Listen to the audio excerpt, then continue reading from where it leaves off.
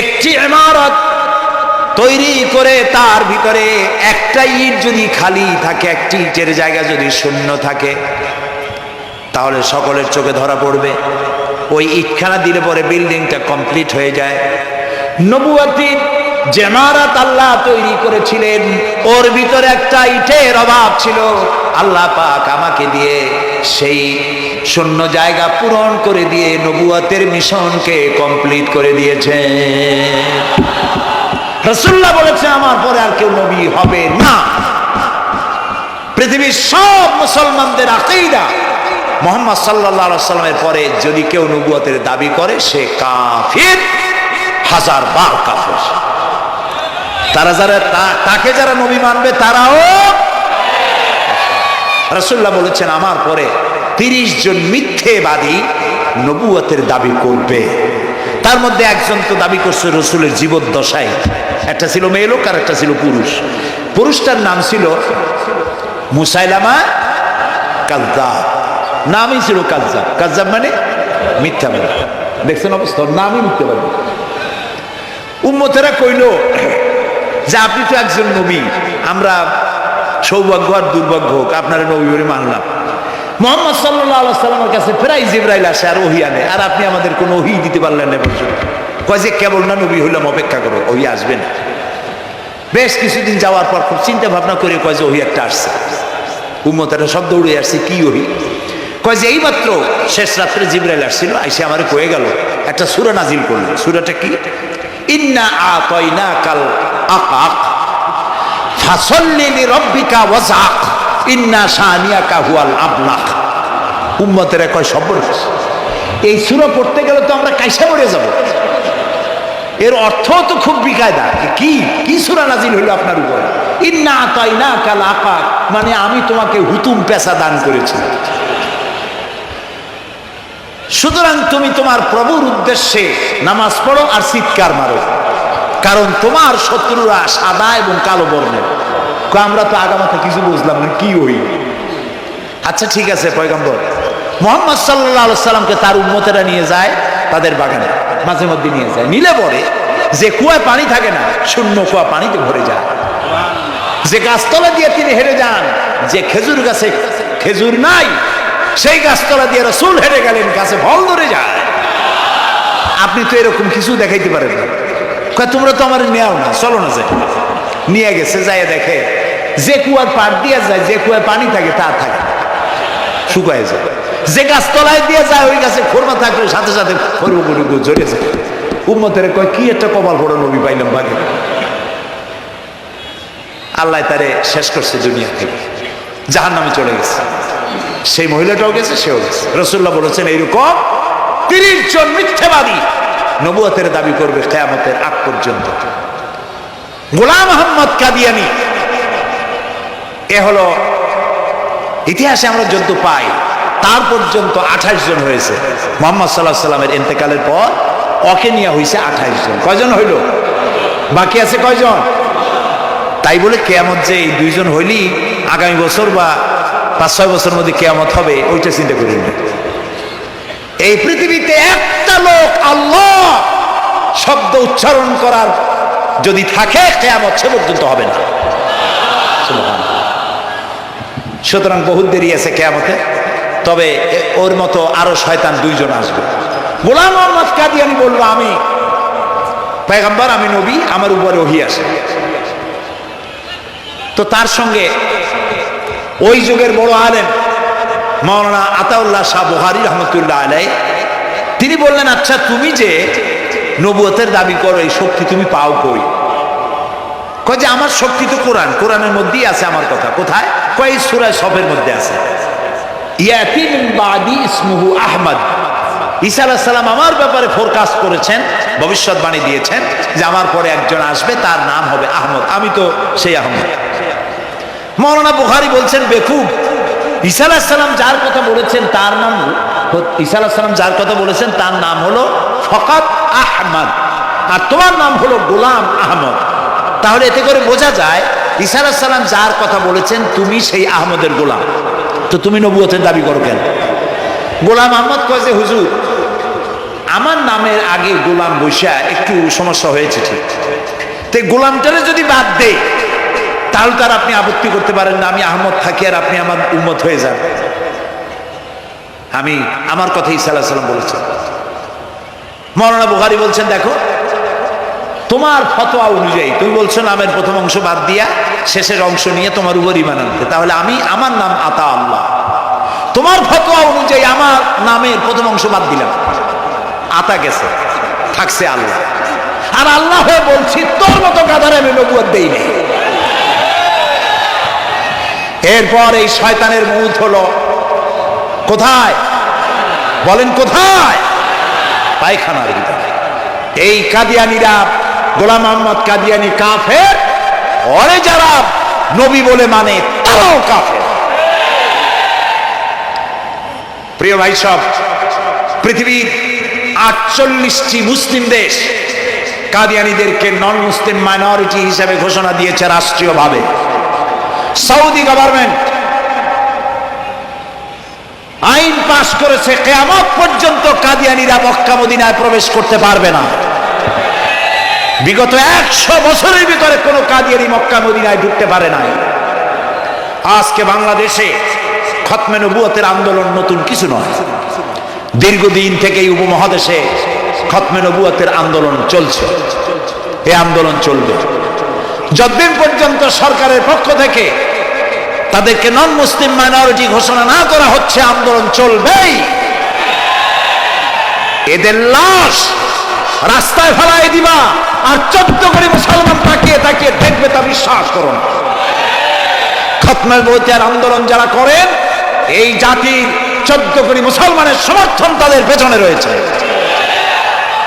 কাজী তাদের ব্যাপারে উচ্চবাচ্য কথা বলতে গিয়ে ব্যারিস্টার হন, আইনজীবী হন, যেই হন, খতমে নবুয়তের আন্দোলন যারা করে তাদের ব্যাপারে কথা বলতে গিয়ে মুখ সামনে কথা বলবেন।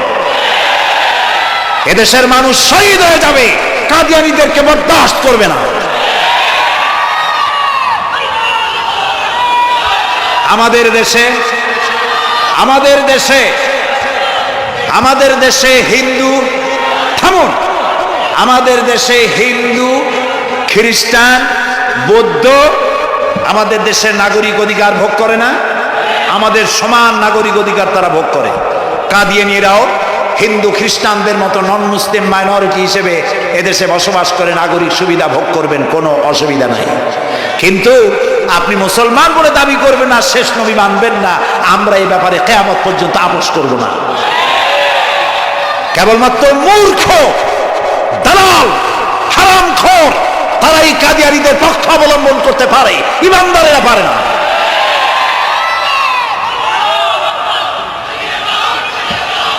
কাদিয়ানীরা যে সব মসজিদ তৈরি করে, এগুলি মসজিদ নয়, এগুলি উপাসনালয়। হিন্দুদের মন্দিরকে যেভাবে আমরা সম্মান করি, ওদের উপাসনালয়কে সম্মান করি। কিন্তু কাদিয়ানীরা যতদিন মুসলমান নামের পরিচয় দিতে থাকবেন, আমরা আমাদের অধিকার আদায়ের জন্য সুশৃঙ্খলভাবে গণতান্ত্রিক পদ্ধতিতে আমরা এই অধিকার আদায়ের চেষ্টা করব। খতমে নবুয়তের আন্দোলন কোনো রাজনৈতিক আন্দোলন নয়, এটি আমাদের ইমানের আন্দোলন। যারা আন্দোলন করতেছেন তারা আমাদের ফরজে কিফায়ার দায়িত্ব পালন করছেন।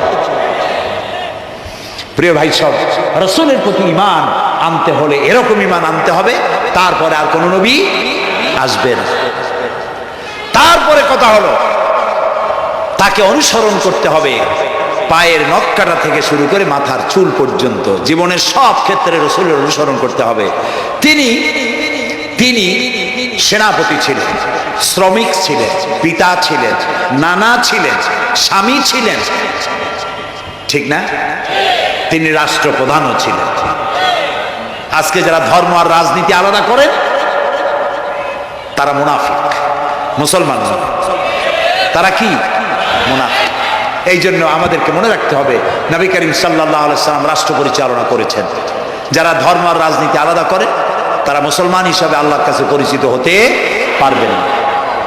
প্রিয় ভাই সব, নবীজি মক্কা থেকে মদিনা এলেন, মদিনা এসে রাষ্ট্রপ্রধানের দায়িত্ব পালন করলেন। আজ তিনি রাষ্ট্রপ্রধান, কোরআন হলো সংবিধান, কোরআনের আইন চালু করে দিলেন। চুরি বন্ধ হলো, ডাকাতি বন্ধ হলো, জেনা ব্যভিচার বন্ধ হয়ে গেল। মানুষ দরজা খুলে ঘুমাবার সুযোগ পেল। সুবহানাল্লাহ, সুবহানাল্লাহ। নবী করিম সাল্লাল্লাহু আলাইহি ওয়াসাল্লাম একটি সুন্দর সুখী সমাজ পৃথিবীতে চালু করে গেলেন। আজ আমাদের ভাগ্য যদি খুলতে হয়, রাসূলের অনুসরণ করি আমাদেরকে রাষ্ট্র পরিচালনা করতে হবে। ইসলাম সন্ত্রাসকে প্রশ্রয় দেয় না, ঠিক না ভাই? আমাদেরকে যারা সন্ত্রাসী বলে, ওরাই তো সন্ত্রাসের দাদা, ওরা সন্ত্রাসের জন্মদাতা। আমাদেরকে সন্ত্রাসী বলো? আমি আমেরিকায় বক্তব্য করেছি, লন্ডনে বক্তব্য করেছি, আমি তাদেরকে বলছি তোমরা আমাদেরকে সন্ত্রাসী বলো? আমাদের দেশে যাইয়া দেখো, তোমাদের এখানে সমস্ত সুপার মার্কেটগুলি সব বন্ধ হয়ে যায় বেলা 4টায়, কোনো মার্কেট খোলা থাকে না। কেন খোলো না? তোমরা সিকিউরিটি দিতে পারবে না বলে খোলো না। চুরি হবে, ডাকাতি হবে, লুটপাট হবে, এই জন্য বিকেলেই সব বন্ধ হয়ে যায়, রাতে কোনো দোকান খোলা থাকে না। তো যাও তো আমাদের দেশে, আমাদের তো সন্ত্রাসী বলো? গরিব দেশ। আমাদের দেশের বাবুরহাটে, নরসিংদীর কাছে বাবুরহাট, যেটাকে এই দেশের ম্যানচেস্টার বলা হয়, সারা রাত কোটি কোটি শত কোটি টাকা কাপড় চোপড় বেচা কিনা হয়, পুলিশের গন্ধ খুঁজে পাওয়া যায় না, সারা রাত বেচা কিনা হয়। গ্রামের বাজারগুলি যায় দেখেন, আমাদের দেশে যশোরে, খুলনায়, উত্তরবঙ্গে রাত 2টা 2:30 পর্যন্ত বেচা কিনা হয়, ঠিক না? এই যে আমাদের দেশে আল্লাহর মেহেরবানি, এবারে যে ঈদের সময় ঈদ আর পূজা একসাথে হইল, মুসলমান মেয়েরা, হিন্দু মেয়েরা সোনা দানা গলায় পরিয়া, হাতে পরিয়া, তারপরে বাজারঘাট ঈদের কেনাকাটা, পূজার কেনাকাটা করছে, কোনো অসুবিধা হয়নি, ঠিক না? আল্লাহর মেহেরবানি, র্যাবে জি যা করার করছে। মক্কা শরীফে, মদিনা শরীফে দেখলাম লোকেরা হাত তুলে, বাংলাদেশি লোকেরা ওখানে যারা আছে, র্যাবের জন্য দোয়া করছে, আল্লাহ র্যাবের প্রতি তুমি রহমত নাজিল করো, আল্লাহ রহম করুন। তো না, আমি দেশের যতটা অসুবিধা হয়েছিল তার থেকে অনেক গুণ জ্ঞান হয়ে গেছে, আলহামদুলিল্লাহ, আলহামদুলিল্লাহ। প্রিয় ভাই সব, এই যে আল্লাহ রাব্বুল আলামিন মুসলমানদেরকে পৃথিবীর মধ্যে সব থেকে বেশি শান্তি প্রিয় করেছেন, কোন আলহামদুলিল্লাহ। তোমরা আমার মক্কা যাইয়া দেখো, মক্কা মদিনায় যাইয়া দেখো, আমাদের কেউ সন্ত্রাসী? মক্কা মদিনায় লক্ষ লক্ষ মানুষ, এই যে সব চলে গেছে, এখন কোথায় গেছে? সারা পৃথিবী থেকে মানুষের এখন ছুটছে ছুটছে, পৌঁছে গেছে, আর পথে আছে, প্লেনে আছে, নদীতে আছে, গাড়িতে আছে। সুবহানাল্লাহ, লক্ষ লক্ষ মানুষ চলে গেছে, সবার একই ড্রেস, একই গন্তব্য, একই স্লোগান, লাব্বাইক আল্লাহুম্মা লাব্বাইক। সব মানুষ চলে গেল। আমি 96-তে যখন পার্লামেন্টে আসলাম, প্রথম পার্লামেন্টে এক বক্তৃতার ভেতরে আমি বলেছিলাম যে আমাদের দেশে নেতা নেত্রীরা উমরা করে, হজ করে। আচ্ছা, আপনারা যাইয়া দেখেন কি, করেন কি, আনেন কি? যাইয়া একটু তোয়াব করিয়া আসার সময় আতর আর পাথর, সুরমার খুরমা পকেট ভরে নিয়ে আসেন, কিন্তু চোখে দেখেন না। আল্লাহ তাআলা বলছেন, আওয়ালাম ইয়ারাউ আন্না জাআলনা হারামান আমিনান, তোমরা কি দেখতে পাও না আমার এই হারামকে আমি কিভাবে নিরাপত্তার শহর বানিয়েছি? সুবহানাল্লাহ। রাত 2:30-3টার সময় চাঁদের মতো সুন্দরী যুবতী মেয়ে একাকিনী, কোনো পুরুষ সঙ্গী ছাড়া, নিজের ডেরা, নিজের তাবু ফেলে কাবা শরীফের ভিতরে এসে গেল। লক্ষ লক্ষ পুরুষের মধ্য দিয়ে আল্লাহর ঘর তওয়াফ করলো, তাহাজ্জুদের নামাজ আদায় করলো, এরপরে দোয়া দুরূদ করে, কান্নাকাটি করে মেয়ে লোকটি একাকী লক্ষ লক্ষ মানুষের মধ্য দিয়ে নিজের ঘরে ফিরে গেল। কোন পুরুষের একবার তার চেহারার দিকে নজর পড়েছে তো দ্বিতীয়বার তার রূপ উপভোগ করার মতো সাহস কারো মনের মধ্যে জাগে না। 1000 বছরের ইতিহাস, মক্কা থেকে, মদিনা থেকে, আরাফাত থেকে, মুজদালিফা থেকে, মিনা থেকে একটা নারী লাঞ্ছিতা হয়েছে, ধর্ষিতা হয়েছে, অপমানিতা হয়েছে, ইতিহাস নয়। প্রিয় ভাই সব, প্রসঙ্গক্রমে এই টঙ্গী লক্ষ লক্ষ লোকেদের সমাবেশ হয়, আলহামদুলিল্লাহ বলি। হতেই পারে তাবলিগি জামাতের ভাইয়েরা এখানে উপস্থিত হন, সারা দেশ থেকে, বিভিন্ন দেশ থেকেও লোকজন আসে, এক জায়গায় বসে আল্লাহ বিল্লাহ করে, মোনাজাত করে। এটা মনে আসলো তাই বলতেছি। কেউ কেউ এটাকে খুব বাড়াবাড়ি করেন। সে বাড়াবাড়িটা হলো, কেউ কেউ বলেন আরাফাতের পরেই দ্বিতীয় এই সমাবেশ। এই বেয়াদবি শব্দটাকে উচ্চারণ করবেন না আল্লাহর হস্তে। কোথায় টঙ্গী, কোথায় আরাফাত, আর কোথায় টঙ্গী? কি এর সাথে আপনি কি মিলান? আপনি বলুন এখানে লক্ষ লক্ষ লোক হয়েছে, আমরাও দেখতে পাচ্ছি লক্ষ লক্ষ লোক হয়, কিন্তু আপনি কেন দ্বিতীয় সমাবেশ বলেন? কেন আপনি আরাফাতের ময়দানের পরে এই কথা বলেন? মহাগুনা, মহাবেয়াদবি। আরাফাতে যাওয়া ফরজ, টঙ্গীতে আসা নফল। আপনি কিসের সাথে কি তুলনা করেন? জিন্দিগিতে এই চিন্তা করবেন না। কিছু কিছু লোক আছে গ্রামের মধ্যে, অবশ্য কোনো আলেম, কোনো মুরব্বীরা এইসব কথা বলেন না। মূর্খ যারা, তারা এই ধরনের কথা ছড়াইছে গ্রামে। 3 বার টঙ্গীতে আসতে পারলে 1 হজের সওয়াব হয়। বলেন নাউজুবিল্লাহ। শুধু 3 বার না, কিয়ামত পর্যন্ত লোকের এখানে আসতে থাকবে, আরাফাতের ময়দানে 1 সেকেন্ডের যে সওয়াব হবে তাও হবে না। আরাফাত হচ্ছে সেই ময়দান যেখানে আদম আলাইহিস সালাম থেকে শুরু করে মুহাম্মদ রাসূলুল্লাহ সাল্লাল্লাহু আলাইহি সাল্লাম পর্যন্ত সব নবীদের চোখের পানি শুকিয়েছে। পৃথিবীর কোটি কোটি মানুষ এখানে কাঁদছে। আর আল্লাহ রাসূল বলেছেন, আল হাজ্জুল মাবরুর লাইসা লাহুল জাযাউ ইল্লাল জান্নাহ। একটা কবুল হজের সওয়াব আল্লাহর কাছে বেহেশত দেওয়া ছাড়া আর কিছুই নেই। মান হাজ্জা লিল্লাহ ফালাম ইয়ারফুস ওয়ালাম ইয়াফসুক রাজাকা ইয়াউমিন ওয়ালাদাতহু উম্মুহু, রাওয়াহুল বুখারী। বুখারী শরীফের হাদিস। রাসূলুল্লাহ বলছেন, আরাফাতের ময়দান থেকে হাজিরা যখন বেরিয়ে যায় সন্ধ্যায়, মা যেমন নিষ্পাপ সন্তান প্রসব করে, আরাফাত থেকে হাজিরা তেমন নিষ্পাপ হয়ে বেরিয়ে যায়। আল্লাহর হস্তে আপনারা এই তুলনাটা কেউ করবেন না। বলবেন অনেক বড় সমাবেশ হয়েছে, লক্ষ লক্ষ লোক হয়েছে, বাস শেষ। এটা দ্বিতীয় সমাবেশ, আরাফাতের পরে এটা দ্বিতীয় স্থান অবলম্বন করেছে। এইসব বাজে কথা আর একদিনও বলবেন। মহাবে আদমি যদি কেউ বলে থাকেন আস্তাগফিরুল্লাহ পড়ুন, পড়েন আস্তাগফিরুল্লাহ। আল্লাহ সবাইকে ক্ষমা করুন বলুন আমি। এখানে আসতে দোয়া কবুল হবেই, কোনো গ্যারান্টি নেই, কোনো গ্যারান্টি নাই। কিন্তু রাসূলুল্লাহ বলেছেন আরাফাতের ময়দানে দোয়া কবুল হয়। রাসূলুল্লাহ বলেছেন আল্লাহর ঘরের কাছে দাঁড়ায়া, মুলতাজিমে দাঁড়ায়া এমন কোন দোয়া করি নাই যে আল্লাহ কবুল করেন নাই। কাজে এই সব চিন্তা করবেন না।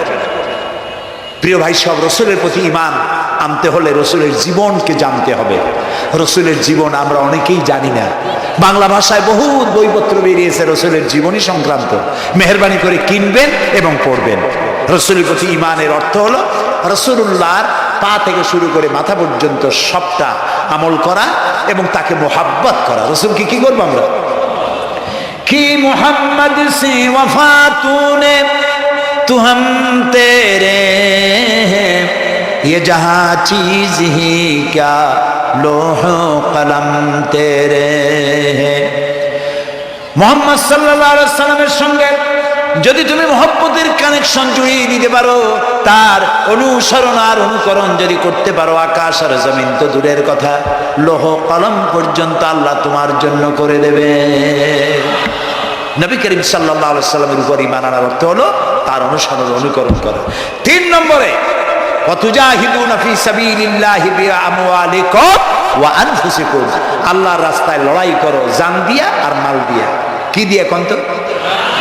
জান দিয়া মাল দিয়ে। আমরা কিন্তু বলি হুজুর আসি আসি আপনার সাথে, আপনার পিছনে আসি, জানটা দিয়ে দেব। এই মানুষেরা খুব চালাক। আপনি জান দিলে তো মাল থেকে যাবে। আগে দেবেন কি? মাল, পরে দেবেন জান। মাল দিতে হবে, জান দিতে হবে আল্লাহর দ্বীন প্রতিষ্ঠার জন্য। রাসূলুল্লাহ জীবন দিয়ে, সাহাবায়ে কেরাম জীবন দিয়েছেন, রাসূলুল্লাহ রক্ত দিয়েছেন, দান মোবারক শহীদ হয়েছে। আমি দেখেছি ওহদের মাঠে, আমি ওহদে যখন সফর করেছি, আল্লাহ বহুবার নিয়েছেন আলহামদুলিল্লাহ। আমাকে সেখানকার একজন আলেম মদিনা, তিনি আমাকে নিয়ে গেলেন ওহদে বেশ কয়েক বছর আগে। ওহদে গিয়ে দেখলাম, আমাকে দেখালো যে নবী করিম সাল্লাল্লাহু আলাইহি সাল্লামের যেখানে দান শহীদ হয়ে গিয়েছিল, দাঁত মোবারক শহীদ হয়েছে, রাসূলুল্লাহ বেহুশ হয়ে পড়ে গেছিলেন। তাকে হযরতে আবু বকর, হযরত ওমর, হযরত ওসমান এই 3 জনে উঁচু করে নিরাপদ জায়গায় নেওয়ার জন্য দৌড়াচ্ছিলেন। পাহাড়ের উপরে যখন উঠতেছিলেন, ওই তিনজন রসুলকে খাড়ে করে নিয়ে উঠতেছেন। পাহাড় তখন কাঁপতেছিল, পাহাড় কাঁপতেছে, এত বড় কাঁপন উঠেছে পাহাড়ে। পাহাড় সেই এলাকা থেকে কাগজ কাটলে, কেচি দিয়ে কাগজ কাটলে যেমন রেজা রেজা হয়ে যায়, আমার নিজের চোখে আমি দেখলাম। তিনি আমাকে দেখালেন এই সেই এলাকা যেখানে রসুল উঠানো হয়েছিল। পাহাড় আল্লাহর ভয়তে কাঁপতেছিল তরতর করে। সেই উঁচা জায়গা, একটা বিশ্রামের মতো জায়গা পাহাড়ের মধ্যে, সেইখানে তাকে নিয়ে যখন রসুলকে যখন শোয়ানো হচ্ছিল, পাহাড় কাঁপতেছে। নবী করিম সাল্লাল্লাহু আলাইহি সাল্লাম তখন বলছেন, উসবুতি ইয়া জিবাল, উসবুতি ইয়া জিবাল, ইন্নাকা আলাইয়া নবিয়্যান ওয়াস সিদ্দিকিন ওয়াস শাহীদাইন। হে পাহাড়, উসবুতি ইয়া জিবাল, হে পাহাড় থেমে যা, তোর উপর আল্লাহর নবী, তোর উপরে সিদ্দিক আর দুইজন শহীদ দাঁড়িয়ে আছে, থেমে যা। পাহাড় থেমে গেল। সিদ্দিক হযরত আবু বকর, দুইজন শহীদ তোর উপরে, হযরতে ওমর, হযরতে উসমান রাদিয়াল্লাহু তাআলা আনহুমা। কবে শহীদ হবে রাসূলুল্লাহ আজকে বলতেছেন তোর উপরে দুইজন শহীদ দাঁড়িয়ে আছে। এইভাবে কষ্ট করেছেন নবীজি, ক্ষুধায় কষ্ট করেছেন, যুদ্ধ করেছেন। তবে সেই যুদ্ধ আক্রমণাত্মক ছিল না, ডিফেন্সিভ ছিল। আক্রমণকে প্রতিহত করার জন্য তিনি লড়েছেন। প্রিয় ভাই সব, এত কষ্ট করার পর তিনি যে দিন কায়েম করে গিয়েছিলেন, আল্লাহ তাআলা বলছেন, অতুজাহিদুনা ফি সাবিলিল্লাহি, আল্লাহর রাস্তায় লড়াই করো জান দিয়ে আর মাল দিয়ে আমার দিনকে প্রতিষ্ঠা করার জন্য। যদি তোমরা ইসলাম বুঝে থাকো, এরই মধ্যে তোমাদের জন্য কল্যাণ নিহিত রয়েছে। সুবহানাল্লাহ বলেন, এরই মধ্যে কল্যাণ। সুতরাং শুধু টুপি মাথায় দিয়ে নামাজ পড়লেই হবে না, নামাজও পড়তে হবে, আল্লাহর হুকুম হাকাম মানতে হবে, রোজাও রাখতে হবে, হজও করতে হবে, যাকাতও দিতে হবে, স্ত্রীকে পর্দায় রাখতে হবে, আমলে আখলাকে, সিরাতে সুরাতে, চলনে বলনে, ব্যবসায় বাণিজ্যে, বক্তৃতায়, রাজনীতি, অর্থনীতি, সমাজনীতি, সব জায়গায় আল্লাহ এবং রসুলের পূর্ণাঙ্গ আনুগত্য করার নামই হলো মুসলমান হয়ে যাওয়া। সুবহানাল্লাহ। এই মুসলমান হইতে পারবো আমরা? আল্লাহ যেন তৌফিক দেখো না। আমি সবাই বলে না আমি। আমি এখন আপনাদের নিয়ে মোনাজাত করবো। মোনাজাতের আদব বসা, দাঁড়ানো ভাইয়ের একটু বসেন। এই যত মানুষ দাঁড়ায় আছেন মেহেরবানি করে একটু বসেন। আমি কিন্তু একবারও বলিনি আপনারা বসেন। দাঁড়ানো ভাইরা মেহেরবানি করে বসেন, মোনাজাত করবো আপনাদেরই নিয়ে। প্রায় 2 লক্ষ লোক মারা গেছে ভূমিকম্পে, আর 1 লাখের উপরে নিখোঁজ। তাদের জন্য দোয়া করবেন না? যে আল্লাহ আমাদের বাঁচায় দিলেন তাদের জন্য, তার জন্য দোয়া শুকর আদায় করবেন না? সুতরাং বসেন, বসতে বলছি, দাঁড়াতে বলিনি। মোনাজাতের জন্য সবাই বসেন, আর একটু জোরে সরে জিকির করেন, লা ইলাহা লা ইলাহা। মাহফিলের আজকের প্রথম অধিবেশনের সম্মানিত সভাপতি, এই অধিবেশনে মঞ্চ উপবিষ্ট হাজারাত উলামায়ে কেরাম, আমার সামনে বসা বগুড়ার সম্মানিত নাগরিকবৃন্দ, পর্দার আড়ালের মা এবং বোনেরা, প্রিয় সাংবাদিক বৃন্দ, আসসালামু আলাইকুম ওয়া রাহমাতুল্লাহি ওয়া বারাকাতুহু। আমরা আল্লাহ সুবহানাহু ওয়া তাআলার দরবারে লাখো কোটি শুকর আদায় করি যে মহান আল্লাহ তাবারক ওয়া তাআলা কোরআনের মাহফিলে আমাদেরকে হাজির হওয়ার তৌফিক দান করেছেন। বিনয়ের সাথে সেজদা অবনত চিত্তে আল্লাহর দরবারে শুকর আদায় করছি। সকলে পড়ছি আলহামদুলিল্লাহ। সবাই কি উচ্চারণ করেছেন? সবাই উচ্চারণ করুন মোহব্বতের সাথে, পড়ুন আলহামদুলিল্লাহ। রব্বানা লাকাল হামদ হামদান কাসীরান তাইয়্যিবান মুবারাকান ফীহি ইয়া রাব্বি লাকাল হামদু কামা ইয়ানবাগি লিজালালি ওয়াজহিকা ওয়া আযীমি সুলতানিকা। আমরা আল্লাহ তাআলার প্রশংসা করে নিলাম। বিগত 3টি বছর গোটা জাতি কোরআনে কারীমের কথা শোনা থেকে মাহরুম ছিল। আমাদের দেশের মানুষেরা কোরআন প্রিয়, 3টি বছর কোরআন শুনতে না পেরে তাদের কলিজা যেন মরুভূমির মতো হয়ে গিয়েছিল। যারাই এই কামটি করেছিল, কোরআন শোনা থেকে জাতিকে বঞ্চিত করেছিল, আল্লাহ তাআলা তাদের হেদায়েত নসিব করুন। এই মাহফিলের আয়োজন যারা করেছেন, প্রথমে তো আল্লাহর শুকর আদায় করলাম। কার শুকর আদায় করলাম? আল্লাহ তাআলা। এরপরে নবী করিম সাল্লাল্লাহু আলাইহি সাল্লাম বলেছেন, মান লাম ইয়াশকুরিন নাস লাম ইয়াশকুরিল্লাহ।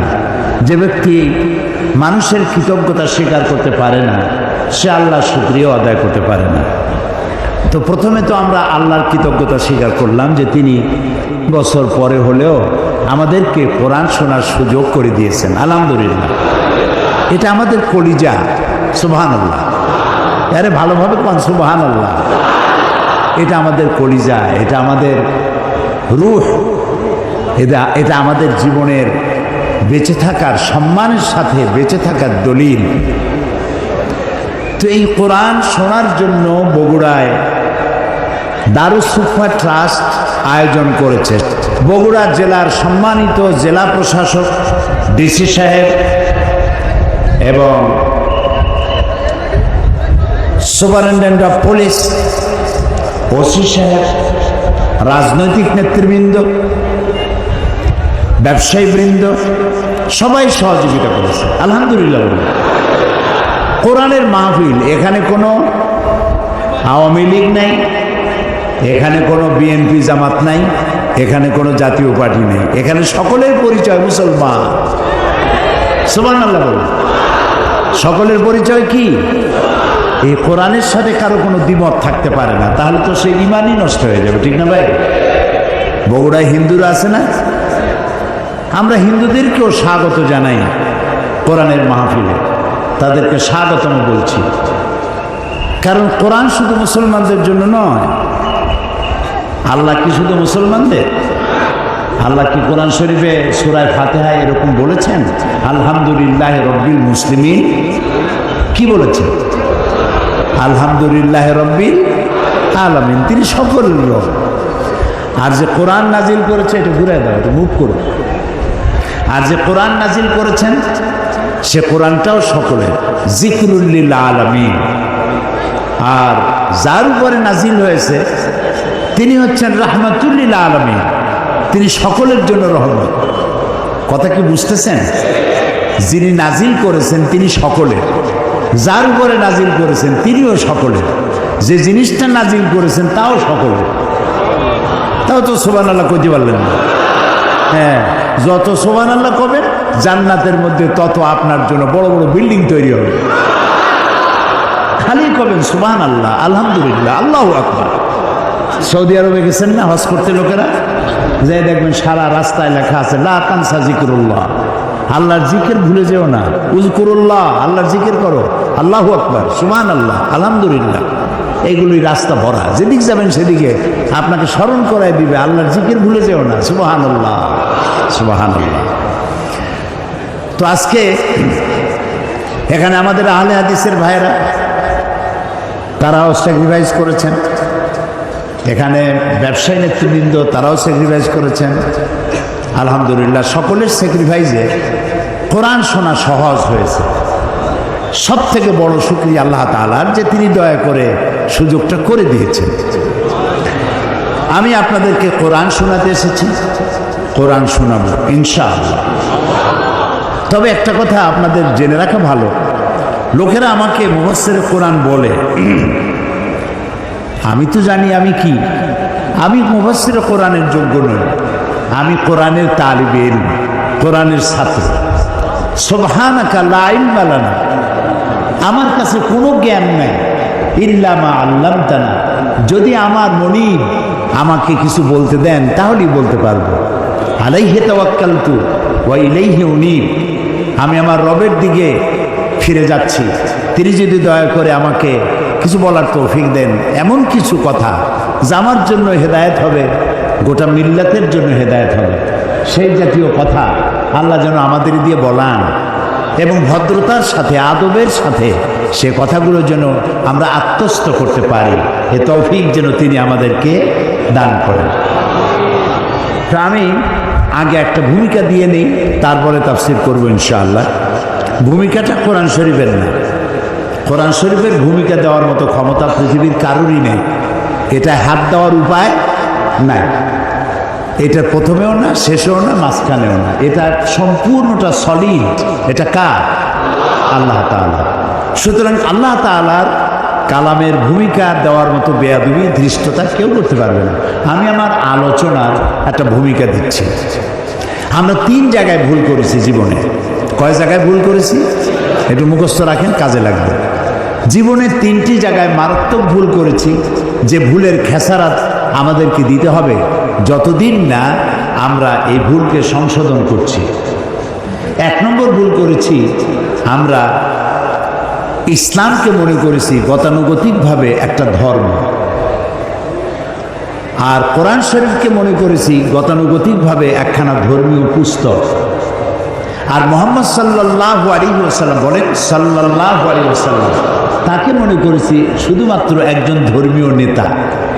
এই 3টি ভুল করেছি জীবনে, বড় ভুল। আপনারা কি আমার সাথে একমত? আলহামদুলিল্লাহ। তাহলেই ওয়াজ শুনে মজা আছে, যদি একমত হন। আবার আমি এমন কোনো কথা যদি বলি যেটা কোরআন সুন্নাহ বিরোধী, তাহলে যে কোনো লোক লিখিত আকারে হোক, দাঁড়ায় হোক, প্রশ্ন করে আমার কাছ থেকে জেনে নিতে পারবেন যদি আমি ভুল করি। আমি ভুলের ঊর্ধ্বে নই। প্রথম ভুল করলাম, ইসলামকে মনে করেছি একটা ধর্ম, শুধুমাত্র ধর্ম। তো হিন্দু ধর্ম, খ্রিস্টান ধর্ম, ইহুদি, মজুসি, এই যে কত ধর্ম আছে, ওগুলো যেমন একটা ধর্ম, আমার ইসলাম কি সেই রকম ধর্ম না। ওদের ধর্ম কিছু পূজা পার্বণ, এই কিছু দেব দেবতা, দেব দেবী ইত্যাদির ঘটনাবলী এগুলি আছে, কিছু গল্প কাহিনী আছে। সে যে ধর্মগ্রন্থ বলেন, আমি কিছু পড়াশোনা করেছি, বেদ, বাইবেল, ত্রিপিটক, তারপরে মহাভারত, পুরাণ, উপনিষদ কিছু পড়ছি। তো ওটা আমি এই বেদ, বাইবেল, সমস্ত ধর্মগ্রন্থকে আমরা শ্রদ্ধা করি। আমরা প্রত্যেকটা উপাসনালয়কে শ্রদ্ধা করি, সেটা মন্দির হোক, সেটা প্যাগোডা হোক, সেটা গির্জা হোক, সেটা গুরুদুয়ারা হোক, সমস্ত উপাসনালয়কে সম্মান করি, সমস্ত ধর্মীয় পুস্তককে সম্মান করি, সমস্ত জাতিকে সম্মান করি। আলহামদুলিল্লাহ বলি, আলহামদুলিল্লাহ। যেহেতু ইসলাম হচ্ছে মহাসাগর, উদার, মহাসাগরের মতো উদার, মহাকাশের মতো উদার। সুবহানাল্লাহ। পাগলেরা তারা বলে ইসলাম হলো মৌলবাদ, সাম্প্রদায়িক, হাবিজাবি, এইসব কথা বলে। এগুলো কি পাগল না মাথা গোল, আল্লাহ জানে। তো প্রথম কথা হচ্ছে যে ইসলাম গতানুগতিক কোনো ধর্মের নাম নয়, এটি একটি পূর্ণাঙ্গ জীবন ব্যবস্থা, কমপ্লিট কোড অফ লাইফ, পূর্ণাঙ্গ জীবন ব্যবস্থা। ইসলাম মানুষের জীবনের কোনো খণ্ডিত অংশকে শাসন করে না, নিয়ন্ত্রণ করে না, গোটা জিন্দিগিটাকেই নিয়ন্ত্রণ করে। সুবহানাল্লাহ। তাহলেই আমি মুসলমান। একটা দৃষ্টান্ত দিই। গরু আছে না বগুড়ায়? গরুরে যদি না বাঁধেন, তাহলে গরু তো চেনে না যে আপনার জমিন কোনটা আর অন্যের জমিন কোনটা। সে নিজেরটাও খাবে, মালিকেরটা, অন্যেরটাও খাবে, ঠিক না? বোঝে না বলেই তো আপনি দড়ি দিয়ে বাঁধেন।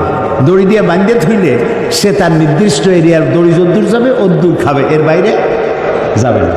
আল্লাহ তাআলা গরুর থেকে মানুষকে সম্মান দিয়েছেন, মর্যাদা দিয়েছেন।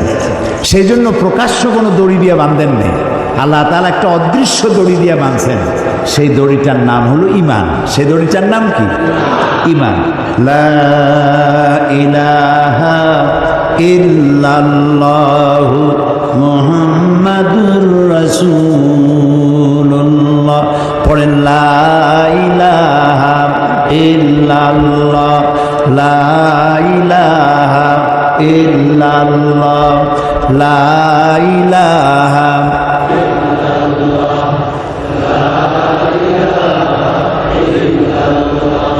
লা ইলাহা ইল্লাল্লাহু মুহাম্মাদুর রাসূলুল্লাহ। এ হলো কলেমার ঈমানের রশি। এটা একটা দড়ি, ঈমানের রশি। এই ঈমানের রশি কলেমা যে পড়লো আর বিশ্বাস করলো, তার গলায় আর হাতে আল্লাহ লাগাই দিলেন।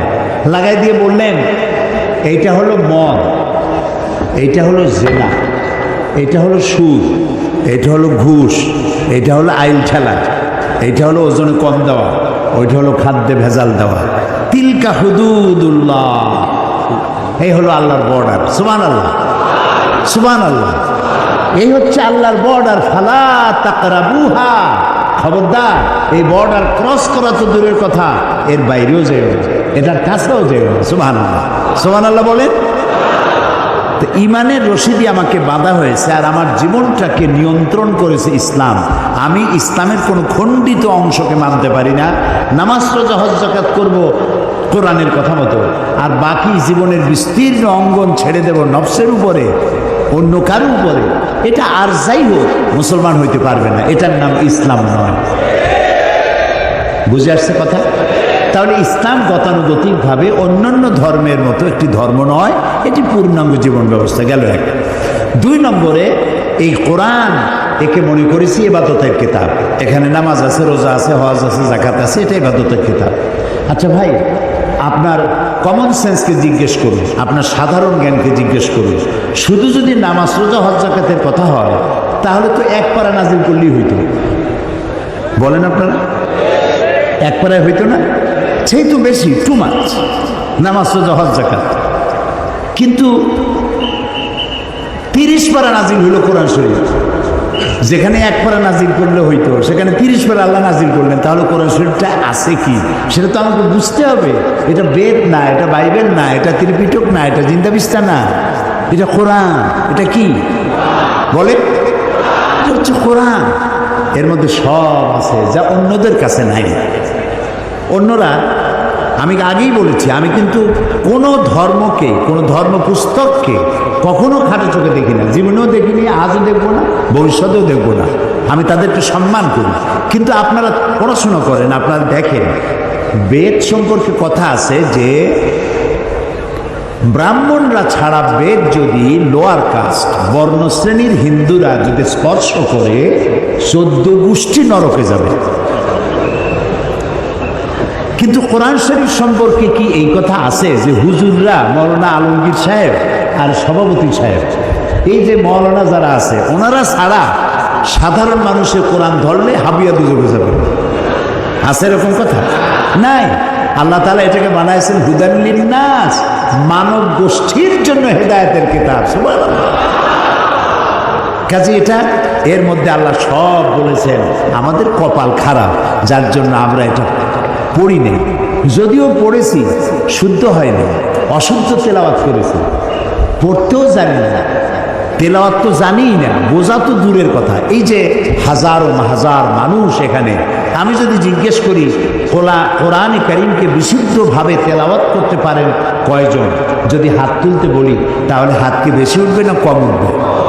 আচ্ছা, তারপরে যদি বলি বিশুদ্ধ তেলাওয়াত কিছু জানলেন, কোরআন শরীফ বোঝেন কয়জনে, সূরা ফাতিহা কয়জনে বোঝেন, সামি আল্লাহু লিমান হামিদার অর্থ কয়জনে জানেন, সূরা কাউসার, সূরা মাউন, সূরা ইখলাস, সূরা কাফিরুন, এই যে নামাজগুলো ছোট ছোট সূরা দিয়ে পড়েন, এই সূরা বোঝেন কয়জনে? যদি হাত উঁচু করতে বলি, হাত কি বেশি উঠবে না কম উঠবে? আরও কম উঠবে। সেই জন্য আপনাদেরকে কষ্ট করে হাত উঠাইতে বললাম না, স্মরণ করবে আপনাদের। তাহলে কোরআন শরীফের সাথে আমাদের সম্পর্ক আসলে নাই, এটা ঠিক কিনা? বলেন ঠিক কিনা? কোরআন শরীফের সাথে সম্পর্ক হয় কখন? যখন আমাদের কেউ মারা যায়। মরে গেলে একটু কান খুলে শোনেন, মরলে পরে, আমি জানি না বগুড়ার অবস্থা কি, আমার পিরোজপুর, এই বরিশাল, বিভিন্ন এলাকায় দেখছি মানুষ মরে গেলে তখন হেফজখানা থেকে কিছু হাফেজ, কিছু মৌলানা মৌলবী দাওয়াত দেয়, মরা লাশ সামনে নিয়ে ওইখানে বসে তেলাওয়াত করে। বগুড়ায় কি করে?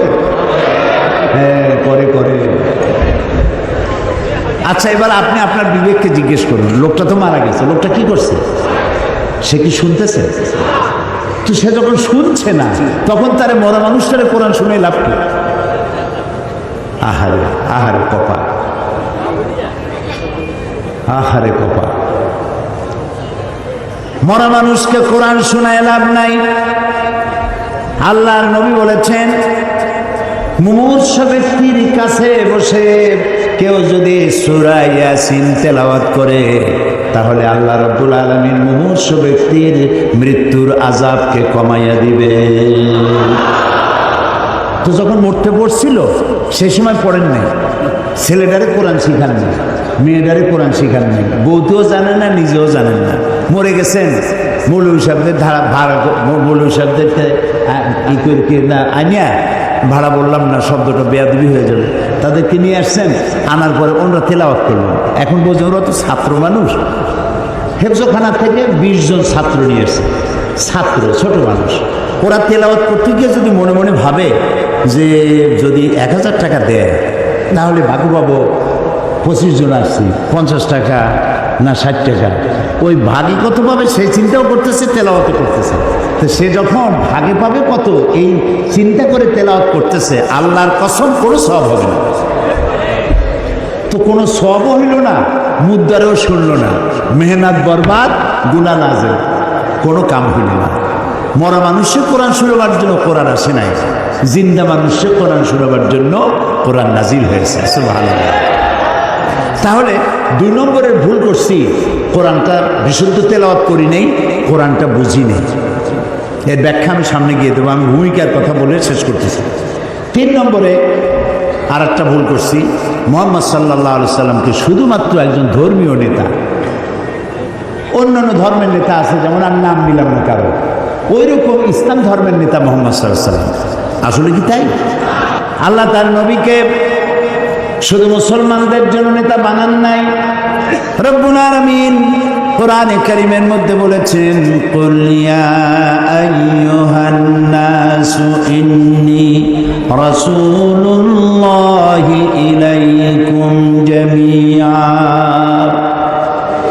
আল্লাহ রাব্বুল আলামিন বলেন, নবী আপনি ঘোষণা করুন, আমি আল্লাহর পক্ষ থেকে তাম পৃথিবীর সব মানুষের জন্য রাসূল হয়ে এসেছি। মুহাম্মদ সাল্লাল্লাহু আলাইহি ওয়াসাল্লাম বিশ্ব নবী। তিনি কি নবী? তিনি মানবতার নবী, মানবতার বিশ্বস্ত বন্ধু, মানবতার মহান শিক্ষক।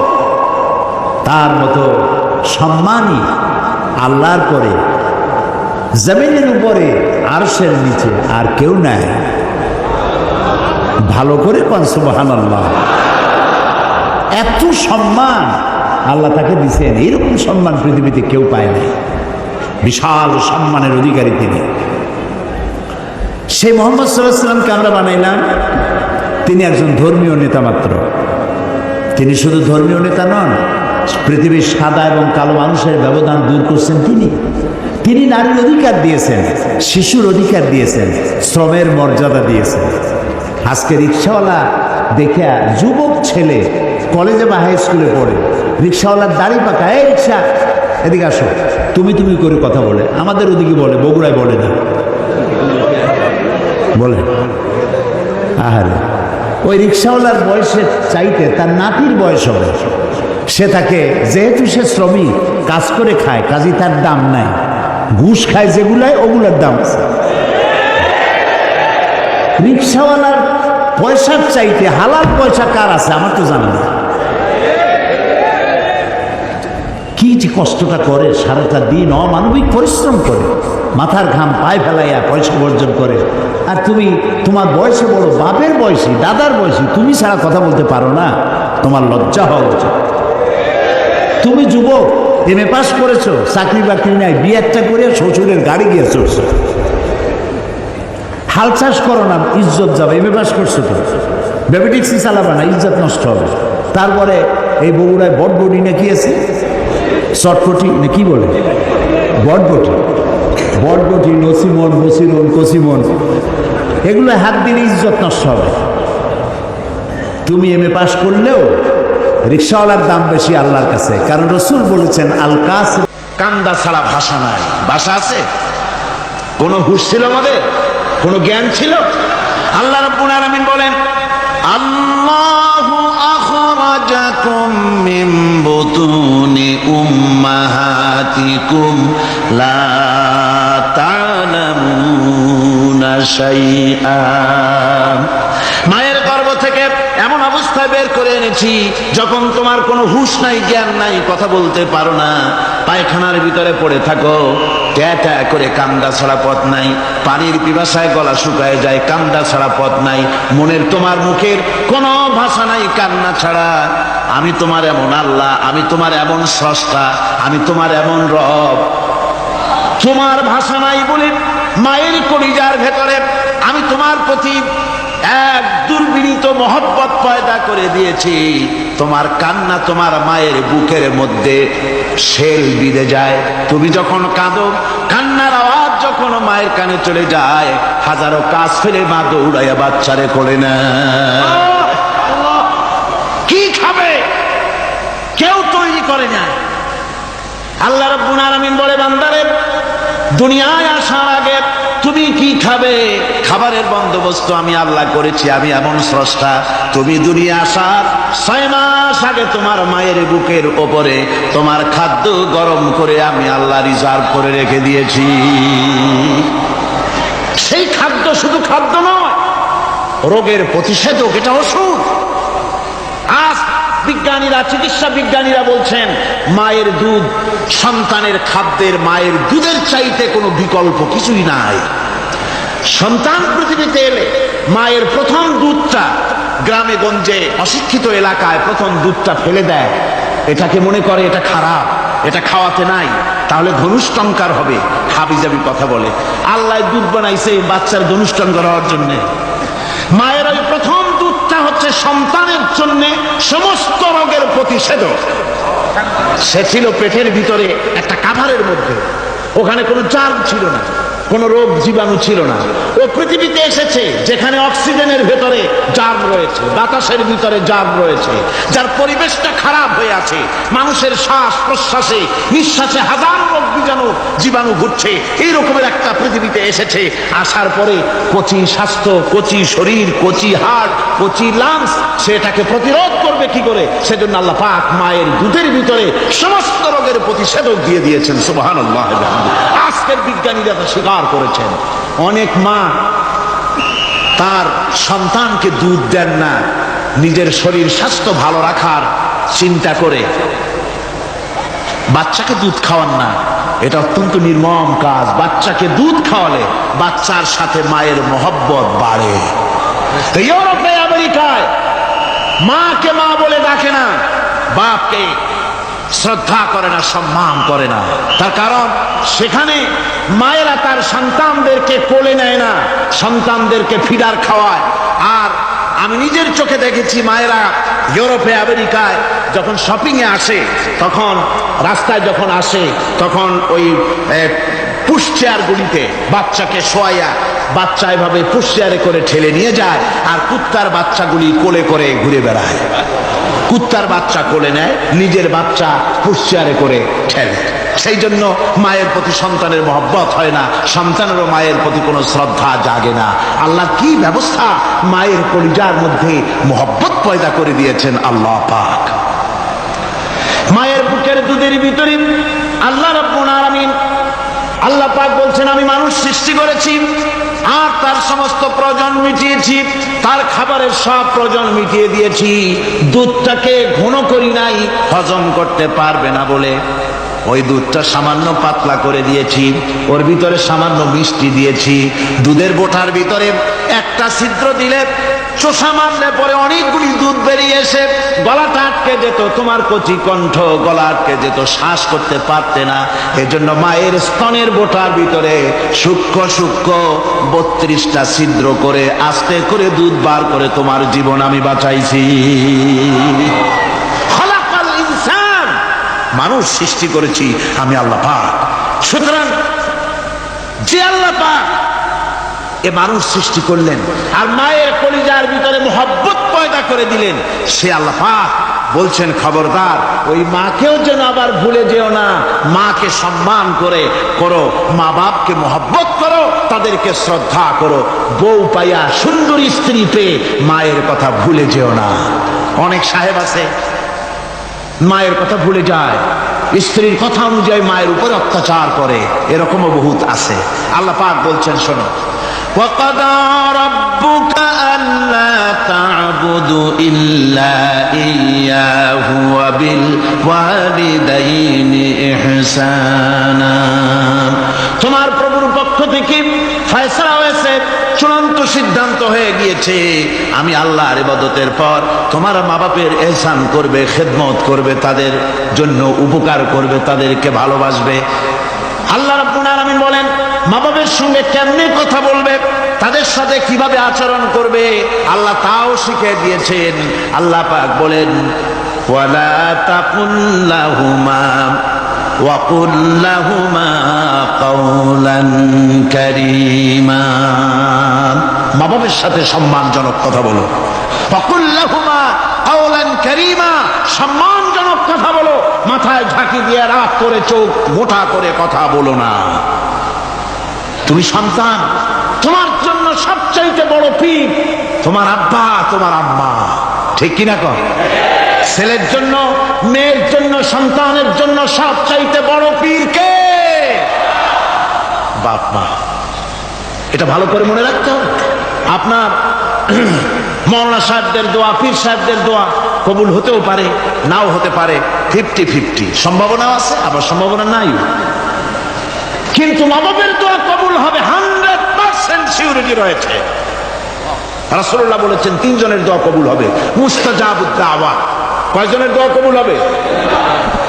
আল্লাহ রাব্বুল আলামিনের হাবিব বলেন 3 জনের দোয়া কবুল হবে আল্লাহর দরবারে। তার মধ্যে একজন হলেন মাজলুম ব্যক্তি, যে ব্যক্তি অত্যাচারিত, যে ব্যক্তি মুসাফির, প্রবাসী, তার দোয়া কবুল হবে।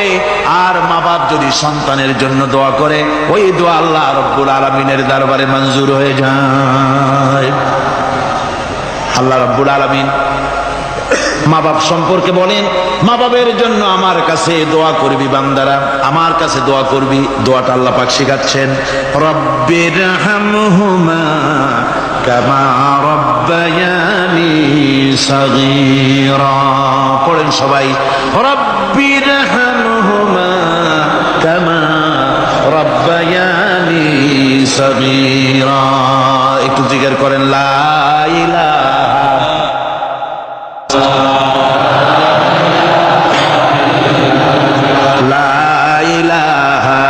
ইল্লাল্লাহ, লা ইলাহা ইল্লাল্লাহ, লা ইলাহা ইল্লাল্লাহ, লা ইলাহা ইল্লাল্লাহ, মুহাম্মাদুর রাসূলুল্লাহ। আমার ভাইরা, আল্লাহ পাক শিখাচ্ছেন বান্দা তোর মা বাপের জন্য আমার কাছে দোয়া কর। আল্লাহ রাব, আয় আমার প্রভু, আমার মা বাপ যেমন ছোটবেলায় আমাকে স্নেহের কোলে লালন পালন করেছে, আয় আমার আল্লাহ তুমি আমার মা বাপকে তোমার রহমতের কোলে লালন পালন করো। আল্লাহ শিখাই দিয়েছেন। আমার ভাইরা, প্রত্যেক নামাজের পরে এই দোয়াটা ভুলে যাবেন না। ভুলে যাবেন? ভুলে যাবেন? আমার ভাইরা, আমার বোনেরা, সবাই প্রত্যেক নামাজের পরে পড়বেন রব্বিরহামহুমা কামা রব্বায়ানি সাগীরা। এই দোয়া করতে কেউ ভুলে যাবেন না। আল্লাহ রাব্বুল আলামিন বলে বান্দারে ওয়াসাইনাল ইনসানা বিওয়ালিদাইহি ইহসানা হামালাতুহু উম্মুহু কুরহা ওয়া ওয়াদাতুহু কুরহা। আল্লাহ পাক বলেন আমি পৃথিবীর সমস্ত মানব মণ্ডলীকে উপদেশ দিয়েছি মা বাপকে সম্মান করো, শ্রদ্ধা করো, তাদের উপকার করো। তার কারণ হলো তোমার মা তোমাকে গর্ভে ধারণ করেছে অত্যন্ত কষ্টের সাথে। আল্লাহ বলতেছেন মা তোমাকে গর্ভ ধারণ করেছে অত্যন্ত কষ্টের সাথে, এরপরে তোমাকে ডেলিভারি করেছেন অত্যন্ত কষ্টের সাথে, তোমাকে ডেলিভারি করেছেন। গভীর রাত্রে মানুষ সব ঘুমিয়ে যায়, গর্ভবতী মা ঘুমাতে পারে না, সন্তান পেটের ভিতরে হাঁটু দিয়া গুতা মেরেছে, পা দিয়া লাথি মেরেছে। মা চরম শীতের রাত্রে, প্রচন্ড শীতের রাতে গায়ের লেপটা সরাই দিয়া মা একবার দাঁড়ায় আর একবার বসে, একবার দেওয়ালের সাথে হেলান দিয়া দাঁড়ায়, কষ্ট করে রাতটারে কাটায় দেয়।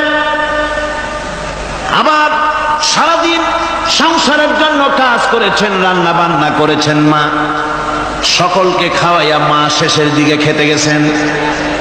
যখন নিজে খেতে গেলেন, খাবারের পেট ক্ষুধা নিয়ে খেতে বসেছেন, পেটের ভিতরে সন্তান লাথি মেরেছে, পেটের মধ্যে ঘুষা মেরেছে, হাঁটু দিয়া গুতা মেরেছে, ভরা পেটের ভিতরে সন্তান গুতা মারলো হাঁটু দিয়া, মাথা দিয়া। মা ক্ষুধা রয়েছে, পেটে খেতে পারলেন না, বেদনা শুরু হয়েছে। খাবারের থালাটা ঠেলে দিয়ে মা দাঁড়ালেন, বসলেন, চোখের পানি ফেললেন।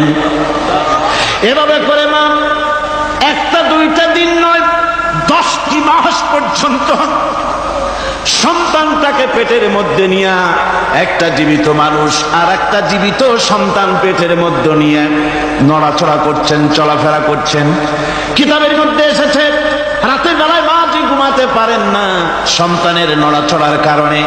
রাতভর ইবাদত করলে যত সওয়াব পাওয়া যেত, আল্লাহ ওই সওয়াব মায়ের আমলনামায় লিখে দেন।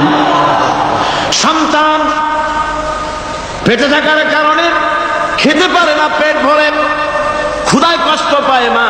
এই জন্যে 10 মাস ধরে রোজা রাখলে যে সওয়াব হতো, আল্লাহ রাব্বুল আলামিন মায়ের আমলনামায় রোজার সওয়াব লিখে দেন। 10 মাস পুরে গেল, সন্তান ডেলিভারির সময় চলে এলো। মায়ের মন বিমর্ষ, সন্তান ডেলিভারি হবে, না জানি মরে যাই নাকি, না জানি অপারেশন লাগে নাকি, কি অবস্থা হবে। মা খেতে পারে না, মুখটা শুকায়া যায়।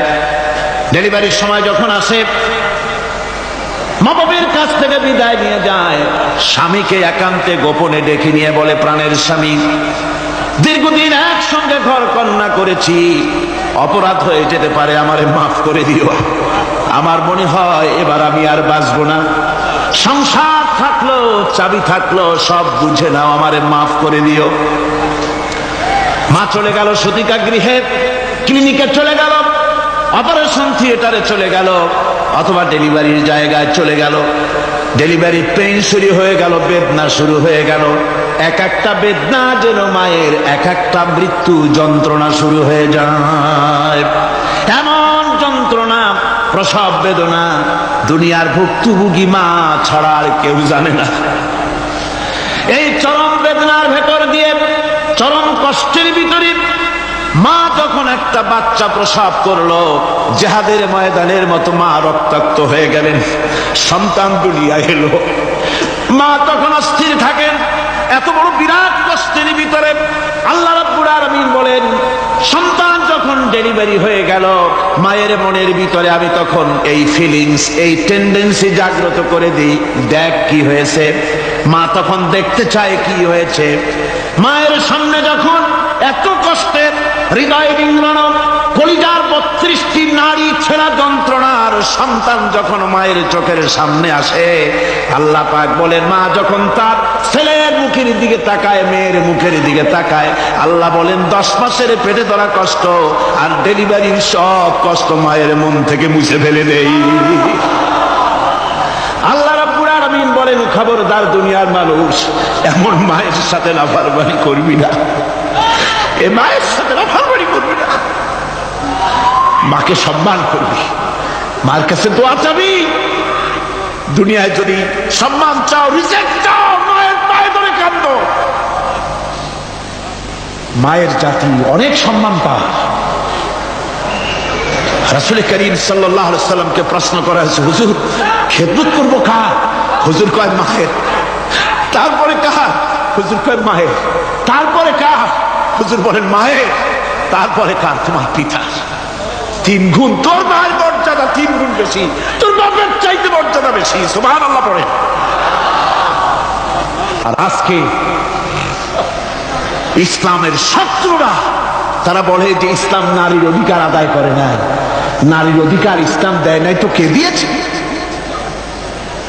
আমার বন্ধুগণ, বিশ্ব নবী জনাব মুহাম্মদ রাসূলুল্লাহ সাল্লাল্লাহু আলাইহি ওয়াসাল্লাম মসজিদে নববীর ভিতরে বসে আছেন। এক বৃদ্ধা মহিলা মসজিদের মধ্যে প্রবেশ করলেন। হুজুর বৃদ্ধাকে দেখে দাঁড়ায় গেলেন। বিশ্ব নবী বুড়ি মেয়ে লোককে দেখে দাঁড়ায় গেলেন। আল্লাহর নবী বুড়িকে দেখে দাঁড়ালেন। বুড়ি যখন কাছে এলেন, আল্লাহর নবী নিজের গায়ের চাদর বুড়ির জন্য বিছায়া দিলেন। বুড়ি বসলেন। এরপরে কথাবার্তা সারার পর বুড়ি যখন বিদায় হবেন, হুজুর আবার দাঁড়ালেন। বুড়ি মহিলা চলে গেলেন। সাহাবায়ে কেরাম বলেন, ইয়া রাসূলুল্লাহ, কিছুই বুঝলাম না। একজন বৃদ্ধা মহিলার জন্য বিশ্বনবী দাঁড়ান আর গায়ের চাদর বিছান, আমরা বড় আশ্চর্য হয়ে গেলাম। নবীজি বলেন, ও আমার সাহাবীরা, তোমরা জানো না এই মহিলাকে চিনতে পারো নাই? আমি আমার মায়ের দুধ আমার জীবনে কিসমতে তেমন হয় নাই, আমি আমার মায়ের দুধ তেমন কিসমতে পাই নাই। যার বুকে দুধ খেয়ে যার কোলে কাখে চড়ে আমি বড় হয়েছি, আমার সেই দুধ মা ইনি হযরতে হালিমাতুস সাদিয়া, আমার সেই দুধ মা। রাসূলুল্লাহ নিজে সম্মান দিয়েছেন মায়ের। খবরদার, মাকে অসম্মান করবেন না, মাকে সম্মান করবেন, মাকে শ্রদ্ধা করবেন। আমার বন্ধুগণ, আলেম ওলামা পীর বুজুর্গদের জন্য হাদিয়া তো দেন আপনারা, কোনো নিষেধ নাই, দেন। হাদিয়া দেওয়াও সুন্নত, নেওয়াও সুন্নত, দিবেন, আমি কোনো নিষেধ করি না। কিন্তু আমি বলতে চাই, পীর বুজুর্গদের কাছে, আলেম ওলামাদের কাছে হাদিয়া দিয়া আল্লাহর রচনা খুশি করতে পারবেন। এই ডালিম বেদানার মৌসুমে বেদানা একটা ভেঙে নিজ হাতে যদি মায়ের মুখে তুলে দেন, আল্লাহর আরশ খুশি হয়ে যাবে, আল্লাহর আরশ আজিম খুশি হয়ে যাবে, আল্লাহ পাক খুশি হয়ে যাবে। মায়ের খাওয়াও, বাপকে খাওয়াও, তোমার সবচেয়ে বড় পীর তিনি। সুবহানাল্লাহ, সুবহানাল্লাহ। মা বাপ যদি একটু দোয়া করে দেয়, তোমার জিন্দেগির কাম শেষ। একটু বদদোয়া করলে জাহান্নামে যাবে। কোন পীর সাহেব বদদোয়া করলে জাহান্নামে যাবে এমন কথা নয়, কোন মাওলানা বদদোয়া করলে দোজখে যাবে এমন কথা নয়। রাসূল বলেছেন, হুমা জান্নাতুকা ওয়া নারুকা। মা বাপ তোমার বেহেশত, মা বাপ তোমার জাহান্নাম। মা বাপ যদি অসন্তুষ্ট হয় দোজখে যাবি, আর মা বাপ যদি খুশি আল্লাহর জান্নাতে চলে যাবে। সুবহানাল্লাহ, সুবহানাল্লাহ, সুবহানাল্লাহ। মায়ের পায়ের তলে তোর বেহেশত। আমরা পুরুষ, আমাদের গত বছর বলেছি, আমরা পুরুষ, আমাদের পায়ের তলে জুতা, আমাদের পায়ের তলে কি? শুধু জুতা। আর আমার মা, আমার মায়ের জাতি যারা এই প্যান্ডেলে বসে আছেন, আমার মায়েরা, বোনেরা, মায়ের জাতি যারা পৃথিবীতে, মায়ের জাতি পায়ের তলে আল্লাহর বেহেশত। সুবহানাল্লাহ। নারীর মর্যাদা ইসলাম দেয় নাই, কে দিয়েছে? আল্লাহ দিয়েছেন, আল্লাহ রাসূল দিয়েছেন। আমার বন্ধুগণ, হযরতে বাইজিদ বুস্তামি, ছোট্ট বাচ্চা ছেলে, গভীর রাত্রে মা অসুস্থ, পানির পিপাসায় জেগে উঠেছেন। বাবারে, পিপাসায় শেষ হয়ে গেলাম, পানি দাও। ছেলে ঘরের ভিতরে পানি না পেয়ে বাইরে দৌড়াদৌড়ি করলেন। অনেক দূর থেকে পানি নিয়ে এসে দেখেন মা ঘুমায় গেছেন। পানি নিয়ে দাঁড়ানো, পৌষ মাস, মাঘ মাসের শীতের রাত, ফজরের সময় মায়ের ঘুম ভেঙে গেল। তাকিয়ে দেখেন বাইজিদ দাঁড়ানো, হাতে পানি, থরথর করে কাঁপছে। জিজ্ঞাসা করে, বাইজিদ তুমি দাঁড়ানো কেন? ছোট্ট বাচ্চা বলে, মা পানি চেয়েছিলে তুমি গভীর রাত্রে, পানি ঘরে ছিল না, অনেক দূর থেকে আনতে হয়েছে। মা বলছে, ঘুমাও নাই কেন গ্লাস থুইয়া? বাচ্চা বলে, ঘুমাই নাই। তুমি যদি আবার পানি চাও, সময় মতো যদি দিতে না পারি, মা তোমার কষ্ট হবে। এই জন্য ফজর পর্যন্ত আমি দাঁড়ায় আছি, কখন তুমি পানি চাও। মা হাতের থেকে পানি নিয়ে পান করলেন। বাইজিদকে বিছানার উপরে আরাম করে কম্বল দিয়ে ঘুম পড়াইয়া দিলেন। হযরতে বাইজিদের মা উযু করে ফজরের নামাজ পড়ে সিজদায় চলে গেলেন। চিৎকার মেরে কেঁদে বলেন, আমার রব, আমার আল্লাহ, আমি আমার বাইজিদের মা, আমি মা হয়ে বাইজিদের জন্য দোয়া করি। বাইজিদ আমার জন্য আজকে যা করেছে, আমি মা, আমার কলিজা ঠান্ডা হয়ে গেছে। হায় আল্লাহ, আমি বাইজিদের জন্য দোয়া করি, তুমি তাকে সুলতানুল আরিফিন বানাইয়া দিও। মঞ্জুর হয়ে গেল আল্লাহ পাকের কাছে দোয়া। আমার ভাইরা, আল্লাহ পাক বলছেন, খবরদার, আমার ইবাদতের পরে মা বাপ। আল্লাহর ইবাদতের পরে কারা? মা বাপ। মা বাপকে সম্মান করো, শ্রদ্ধা করো, মোহাব্বত করো, কিসমত খুলে যাবে, কিসমত খুলে যাবে। মা বাপকে সম্মান করো। হযরত আবু হুরায়রা রাদিয়াল্লাহু তাআলা আনহু রাসূলের সামনে এসে কাঁদতেছে। হুজুর বলছেন, আবু হুরায়রা কাঁদো কেন? কাঁদো কেন? রাতের বেলা কাঁদো কেন? হযরত আবু হুরায়রা বলছেন, হুজুর আমাকে মা মেরেছেন। হুজুর বলছেন, মা মারলো কেন? কোন অপরাধ করেছো? কোনো গোস্তাখি করেছো? আবু হুরায়রা বলছেন, না হুজুর, কোনো গোস্তাখি করি নাই। তবে মারলো কেন? হযরত আবু হুরায়রা বলছেন, হুজুর, আমি আপনার দরবার থেকে ফিরতে রাত হয়ে গিয়েছিল। মা জিজ্ঞেস করলেন, আবু হুরায়রা এত রাত্রে কোথায় ছিল? বললাম, আমি ছিলাম যে কদম চুমতে পারলে দুনিয়া ধন্য হয়, সেই দরবারে নববীর কদম মোবারক থেকে আসতে আমার দেরি হয়েছে। আমার মা মুশরিকা, আপনার নাম শুনে তার গায়ে আগুন জ্বলে উঠলো, আমাকে ধরে মারা আরম্ভ করলো। বলল, হয় আমার বাড়ি ছাড়বি, আর না হয় মুহাম্মদ সাল্লাল্লাহু আলাইহি ওয়াসাল্লামের দরবার ছাড়বি। আমি বললাম, আমার মা, তুমি বুড়ি মানুষ, তোমার গায়ে যত শক্তি আছে সমস্ত শক্তি দিয়ে আমারে পিটাও, আমারে মারো। মারতে মারতে আমাকে বাড়ি থেকে তুমি বের করে দাও।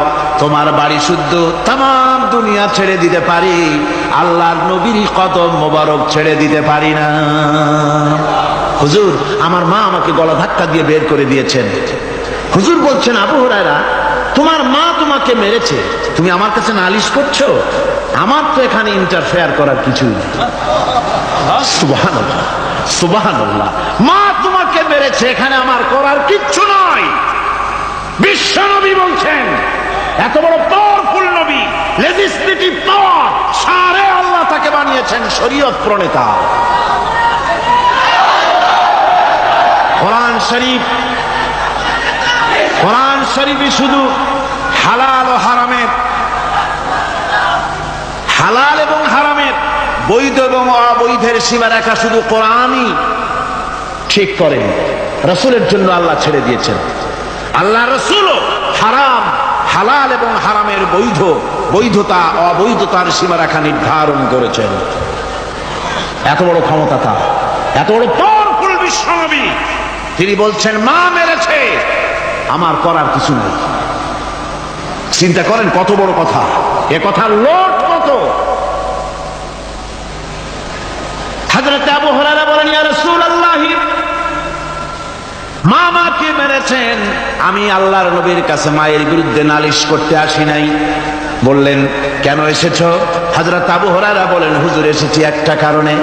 আমি জানি আল্লাহ নবী যদি আল্লাহর দরবারে হাত উঠায়া কোনো জিনিস বলে, আল্লাহ রাব্বুল আলামিন সঙ্গে সঙ্গে মঞ্জুর করে নেন। হুজুর, আমি এসেছি, মেহেরবানি করে দোয়া করুন আমার মাকে যেন আল্লাহ হেদায়েত নসিব করে দেন। আল্লাহ নবী হাত উঁচু করে বললেন, আল্লাহুম্মা হিদি উম্মা আবি হুরায়রা, আয় আল্লাহ, আমি দোয়া করি আবু হুরায়রার মাকে তুমি হেদায়েত নসিব করে দাও। রাসূলুল্লাহ দোয়া করছেন, আর আবু হুরায়রা সমানে দৌড়াচ্ছেন। তিনি দৌড়াচ্ছেন, পেছন থেকে কয়েকজনে আবু হুরায়রার জামা টেনে ধরেছে, দৌড়ো। তাদের জানা আবু হুরায়রা খুব ভদ্রলোক মানুষ, কোন ঝড় ঝামেলার মধ্যে থাকে না, রাগসাগ করে না, চিৎকার মারে না, দৌড় মারে না, এত ভদ্র শরীর, দৌড়ায় কি? না জানি কোন বিপদ বুঝি ঘটে গেছে। পিছন থেকে জামা টেনে ধরে বলে, দৌড়াও কেন? হযরত আবু হুরায়রা জামা সাহাবীর হাত থেকে ছিনায় নিয়ে বলেন, জামা ছেড়ে দাও, আমাকে দৌড়াতে দাও। আমি দৌড়াইয়া বাড়িতে দেখতে চাই, আমি দৌড়াইয়া আগে আমার বাড়ি পৌঁছতে পারলাম না, আমি যাওয়ার আগে আমার আল্লাহর নবীর দোয়া আমার বাড়ি পৌঁছে গেছে, আমি এইটা দেখতে চাই। হযরত আবু হুরায়রা বাড়িতে গিয়ে দরজা নক করলেন, ভেতর থেকে আওয়াজ এলো, কে? হযরত আবু হুরায়রা বলেন, মা, আমি তোমার আবু হুরায়রা ফিরে এসেছি। মা বলছেন, বাবা অপেক্ষা করো, দরজা খুলতেছি। হযরত আবু হুরায়রা বলেন, মায়ের গলার আওয়াজের ভিতরে শিরকিয়াতের কর্কশতা পেলাম না, মায়ের গলার আওয়াজের ভিতরে তাওহীদের গন্ধ পেলাম। আমার মনে হলো নবীজির নিক্ষিপ্ত তীর তার নিশানায় পৌঁছে গেছে। কিছুক্ষণ পর মা আমার বেরিয়ে এলেন, মাথা থেকে, চুলের থেকে, বুড়ি মানুষ, সাদা চুলের ভিতর থেকে পানি পড়তেছে। মা বলল, বাবারে, তোমারে মারার পর আমি বড় অনুতপ্ত হয়েছি, অনুশোচনা করেছি, আমি গোসল করেছি, মনে মনে ভাবলাম আমার ছেলে তো কোনো খারাপ জায়গায় যায় নাই, কেন তারে মারলাম? আমি বড় লজ্জায় পড়েছি তোমারে মেরে। ও আমার আবু হুরায়রা, আমি গোসল করেছি, পবিত্র হয়ে গেছি, জলদি করে আমাকে নিয়ে চলো বিশ্ব নবী জনাবে মুহাম্মদুর রাসূলুল্লাহর দরবারে। হযরত আবু হুরায়রার মা ঘোষণা করলেন, আশহাদু আল্লা ইলাহা ইল্লাল্লাহু وحده لا شريك له وأشهد أن محمدا عبده ورسوله আমার ভাইরা মা বাপ সবচেয়ে সম্মানের জিনিস আল্লাহর ইবাদতের পরই মা বাপের খেদমত করতে হবে আল্লাহ পাক বলছেন বান্দারে দেখ মায়ের পেট থেকে আনলাম মায়ের বুকের মধ্যে মহব্বত পয়দা করলাম এত মহব্বত দিলাম তোর উপরে যে কোনো বিদেশে যান যেখানে যান বাড়িতে ফিরলে পরে সকলে ছেলে মেয়ে ভাই বোন সবাই দেখবে সুটকেসে আমার জন্য আনছে কি সবাই চিন্তা করবে আমার জন্য কি এনেছে একমাত্র মা সন্তানের মুখের দিকে তাকাবে কখন খাইছে সে সুবহানাল্লাহ সুবহানাল্লাহ আমার বাসার মুখখানা শুকনা তুই বুঝি আজকে কিছু খাইস নাই বিদেশে যেসব সন্তান থাকে মা কাটা কবুতরের মতো ছটফট করে আমার ছোটবেলার কথা আমি দেখেছি সরসিরা মাদ্রাসা পড়তাম আব্বা টাকা দিতেন মাদ্রাসায় যাওয়ার সময় আবার মা আবার মুরগির ডিম বিক্রি করা বিভিন্ন জিনিস বিক্রি করা বা বাজার করা পয়সা উদ্বৃত্ত কিছু পয়সা আব্বার অজান্তে আমার হাতের মুঠার মধ্যে দিয়ে দিতেন যখন মাদ্রাসার দিকে রওনা হয়েছি পর্দার আড়াল থেকে দরজা থেকে দেখতাম যতক্ষণ তাকায় দেখতেছি চোখ থেকে পানি দরদর করে পড়তেছে সুবহানাল্লাহ মা কি জিনিস আল্লাহ আল্লাহ আল্লাহ বিদেশে যদি কারো সন্তান মারা যায় সবাই জানার আগে কবি বলতেছেন বিদেশে বিরাজ্য যার পুত্র মারা যায় পশু পক্ষী না জানিতে আগে জানে মায়ের কই যার তারে টান লেগে যায় মা বুঝতে পারে আমার সন্তানটা নাই আহারে মা আমার বন্ধুগণ মা যার বেঁচে আছে বেয়াদবি করেছেন পাও ধরে মাপ নিয়ে নেবেন পাও ধরে মাপ নিয়ে নেবেন মা তো পাও ধরে দেখবেন মাফ করে দিবে সুবহানাল্লাহ সুবহানাল্লাহ কত দরদ তার বুকের মধ্যে আর মা বাপকে সম্মান করবে যাক এই বিষয়ের উপরে আমি আর যেতে চাই না শুধু আমি আপনাদের বললাম এই বিশাল জনতাকে বললাম সবচাইতে বড় পীর আপনার জন্য আপনার মা বাপ সবচাইতে বড় পীর কে মা বাপ সন্তুষ্ট করে রুজিতে অভাব ঘটবে না কোন মাজারে গিয়ে সেজদা দেওয়া লাগবে না আল্লাহর কসম মাজারে যাই চাওয়া লাগবে না মা বাপকে খেদমত করেন মা বাপকে খুশি করেন মা বাপকে খাওয়ান হাদিয়া দেন মা বাপ খুশি রুজিতে বরকত হবে ব্যবসায় বরকত হবে ঋণগ্রস্ত থাকবেন না সম্মান আল্লাহ বাড়ায় দিবেন সুবহানাল্লাহ বিহামদি রাসূলুল্লাহর হাদিস এই জন্য আমি অনুরোধ করব মা বাপকে সম্মান করবে বিশাল আকাশের মালিক আমাদের হায়াতের মালিক আমাদের মওতের মালিক আমাদের সুখ দুঃখের মালিক আমাদের মনিব আমাদের রব সর্বস্রষ্টা সর্বশ্রেষ্ঠ মালিক মহান আল্লাহ রাব্বুল আলামিনের সামনে মাথা নিচু করে একান্ত গোলামের মতো ভিক্ষুকের মতো কাঙ্গালের মতো জীবনের সব দুঃখ দুর্দশা আল্লাহর কাছে বলবো আমরা আমাদের গুনাহের কথা বলবো আল্লাহর কাছে মাপ চাইবো আল্লাহুম্মা আমিন